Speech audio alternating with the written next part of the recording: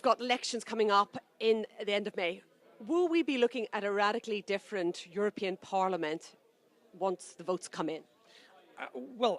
The overall balance, left-right balance of the parliament looks like it's going to be pretty similar to now. So evenly split between left and right, with the Liberals in the middle as pivotal. But in terms of how it looks as the balance between the parties, we're going to see a much more fragmented parliament. Fragmentation on the left with Socialists down and Greens and the radical left up. Fragmentation in the centre with the Liberals growing. Fragmentation on the right with the EPP down and with growing support for populist parties to the right of the EPP. So overall, a much more fragmented parliament, a much less stable coalition in the parliament, much more difficult to form alliances to get policies through.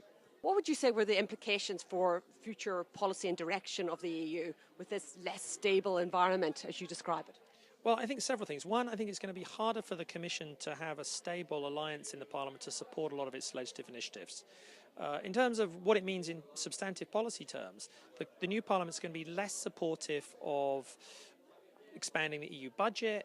The Parliament is going to be less supportive of regulation or new regulatory policies for banking union, and the Parliament is going to be less supportive of EU migration policies. So, in terms of there's going to be some major policy challenges or some of the big policy items on the EU agenda going forward. Brexit has obviously come up as an issue. Your figures look at the situation with or without UK MEPs. Doesn't make a huge difference. For example, the ECR has about over 20 Conservative MEPs at the moment. The S&D group of over 20 MEPs. Does that make a major difference to the scene? It does. It makes more of a difference for the Socialists, where without the UK they lose Labour MEPs. EPP does pretty well in a sense because there are no British MEPs in the EPP. They're on the centre right. They're in the ECR.